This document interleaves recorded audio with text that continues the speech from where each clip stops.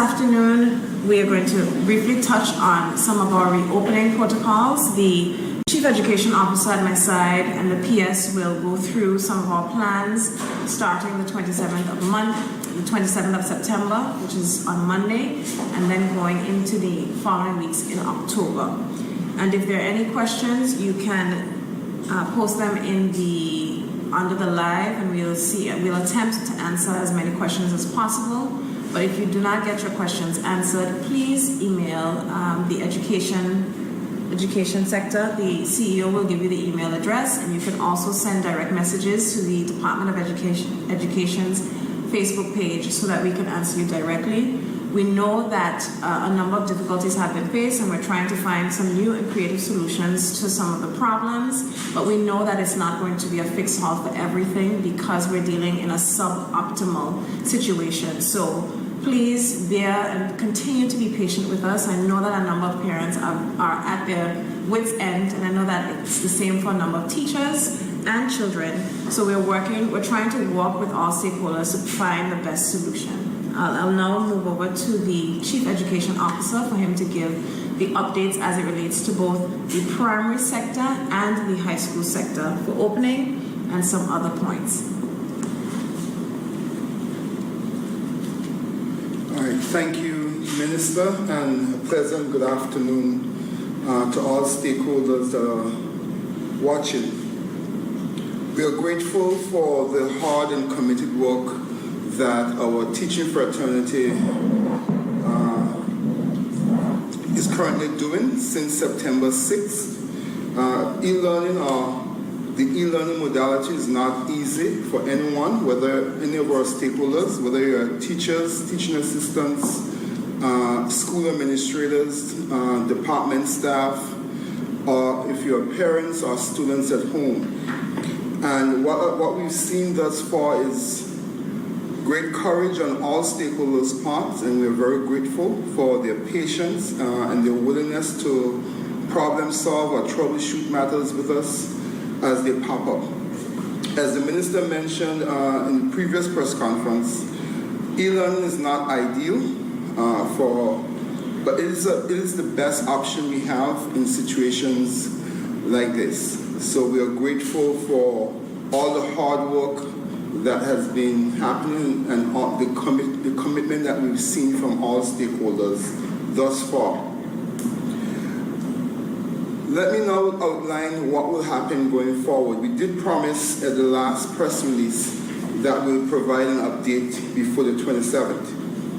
Working very closely with the health team, we've determined that students at the Albina Lake College Comprehensive School that are students in 4th form and 5th form can return to school on Monday. Let me be specific.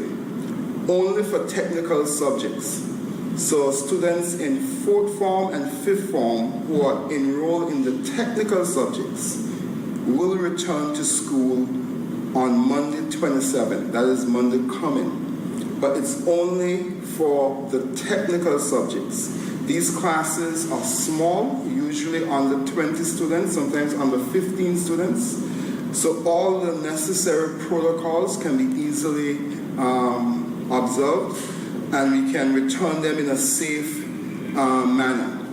In addition to that, the areas that they're returning to commence on the 27th are not areas that we can deliver on an e-learning platform. These are your technical subjects: auto mechanics, building technology, construction, mechanical engineering, and so forth. All right, so those students, 4th and 5th form students who are enrolled in technical subjects can return to the campus for face-to-face instruction commencing on Monday 27th October. Also from Monday 27th October, September. Oh, I'm so sorry. Monday 27th September. Thank you, Minister, for that. Right? Monday 27th September for the 4th and 5th form students. Also on Monday 27th September, we are encouraging teachers at all levels, whether primary or secondary level, where feasible and possible, because they still will be engaged in e-learning. That is, they are doing virtual sessions on an ongoing basis, Where feasible and possible, the parents can request one-on-one meetings with them to discuss any matters related to content or to resolve any ongoing issues with e-learning. All right? So let me repeat that.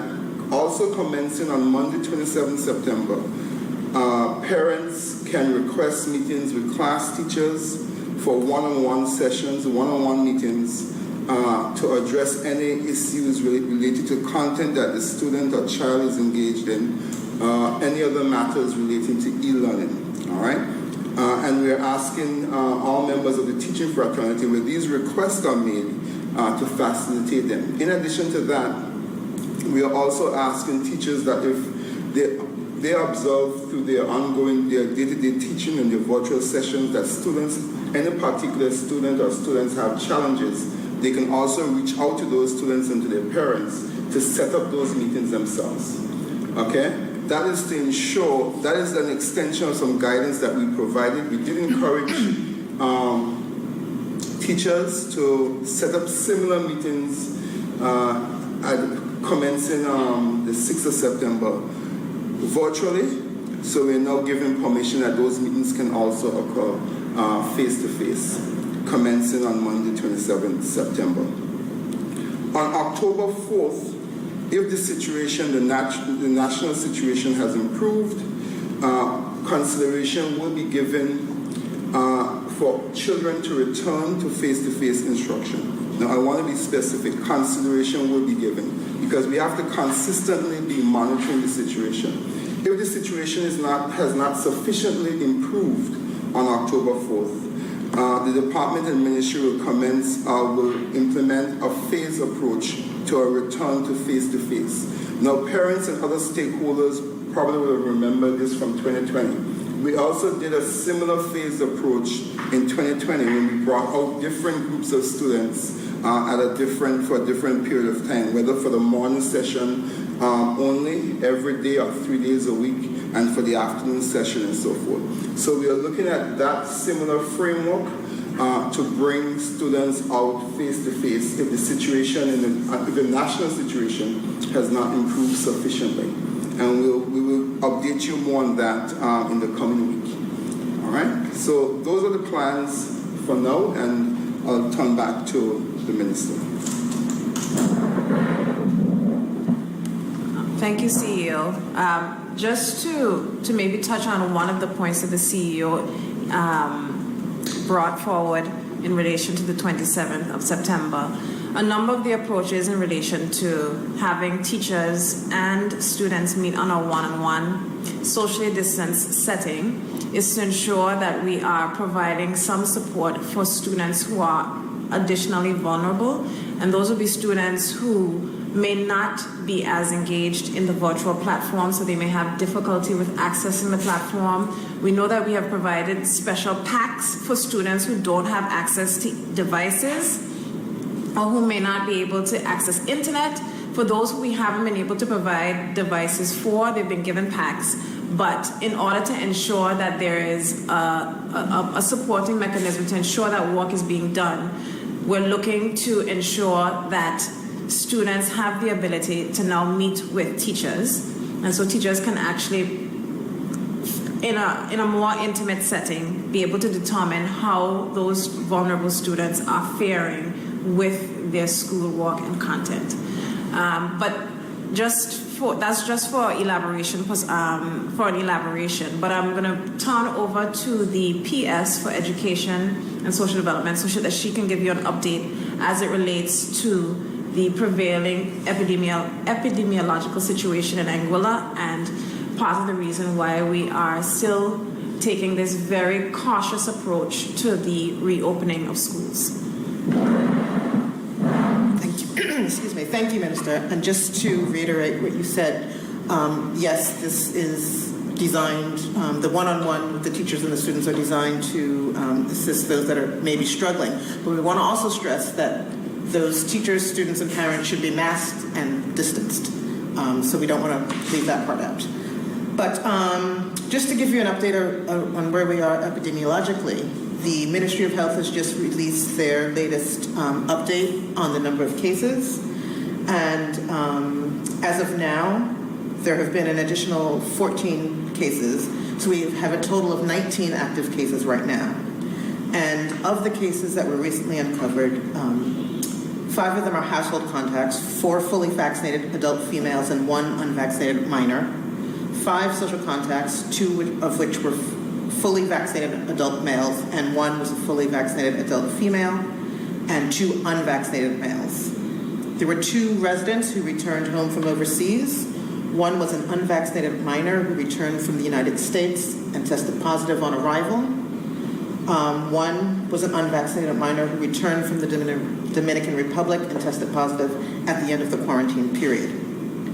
We have 1 fully vaccinated female who underwent testing for travel purposes and was found to be positive, and 1 unvaccinated infant minor who was being admitted to the hospital for observation and investigation. So, as we said earlier, the situation does fluctuate from day to day, which is why we're giving some parameters around the opening of the schools, because we want to be sure, as the minister said, that we are protecting our students, our teachers, and other stakeholders. So we will keep you updated in terms of if anything changes with regard to the dates, because it is a very fluid situation.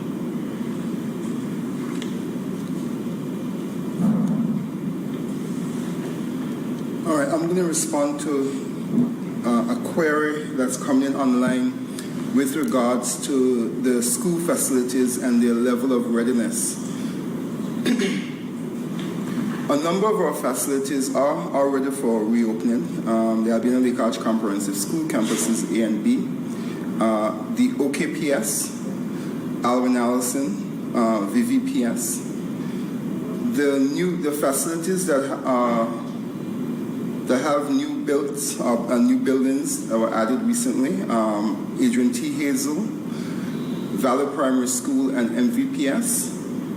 They all should be ready for reopening. Rather, those buildings should be ready to be officially handed over to us. As a matter of fact, today at 2 p.m., Valley Primary School will be officially handed over to the Ministry and Department of Education. So we'll take possession of those keys, and the buildings are already, teachers have already moved in and set up classrooms and so forth. So the facility is ready. We still have some work to do on space for the support services, but that work is ongoing and will continue even when school reopens. With regards to Adrian T. Hazel, that facility should be handed over to us officially early next week, but teachers have already moved into the facility. Classrooms are prepared and set up.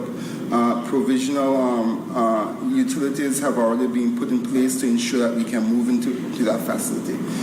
Same thing as it applies, the same situation with Adrian T. Hazel applies to MVPS, Morris Vanderpool Primary School. The facility will be officially handed over early next week. The classrooms are set up and prepared. Teachers have moved into the classrooms. And provisional utility services will be available for us to operate when school reopens. So yeah, we are at a better place now than we were at the commencement of the academic year, and we are grateful for the hard work that everyone put in to make that possible.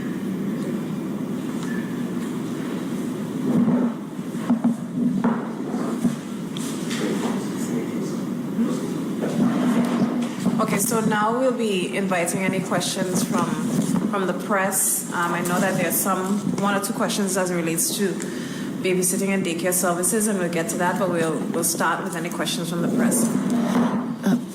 Mr. Romney, in terms of the students who are taking the technical subjects, the BTech program and so forth, will they just be going to schools specifically for the class, or will they take the regular routine of farm class and so forth? No, it will be limited specifically to the technical subjects. They will go straight to those subject classes, right? So their contact will be limited, their time on campus will be limited as well, just to those subjects, okay? And you also mentioned that parents will have the opportunity to meet one-on-one with the teachers. I am sure this could be overwhelming. You may have a number of parents who wish to meet with a number of teachers. So I can only assume probably this may end up being virtual, or maybe though you still will be allowed to meet one-on-one with the teacher. Okay. It won't be persons just show up because teachers won't know to be in a particular location. So they have to communicate with the classroom teacher in terms of whether they are requesting a face-to-face meeting for any purpose. But the guidance does provide for virtual meetings. That can be done as well, but it's between the teacher and the parent. Okay, and we encourage, in the last press conference, the very same thing we did, we encourage parents to reach out to teachers and request these meetings. Okay, I think the face-to-face was to facilitate sessions with the student, or one-on-one session where it's necessary because of maybe the student don't have contact virtually. That is, they don't have access to internet or device, but they need some clarification on a learning pack or some guidance or assistance. That could be facilitated in these one-on-one sessions, as the minister just alluded to, or any other matter that a parent deems necessary that they cannot facilitate virtually. But in our current guidance, we encourage teachers to set up these virtual meetings on a weekly basis with parents to iron out any issues that they're having, any challenges that they're having, or to provide direct assistance that way. All right, so they have the virtual option, and they also now have the face-to-face option. Dr. Lick, I know you just went through the stats, and I know also government currently has the survey online where parents can register their interest if they're interested in having their child take the Pfizer vaccine. Can you give us any feedback on the survey thus far? As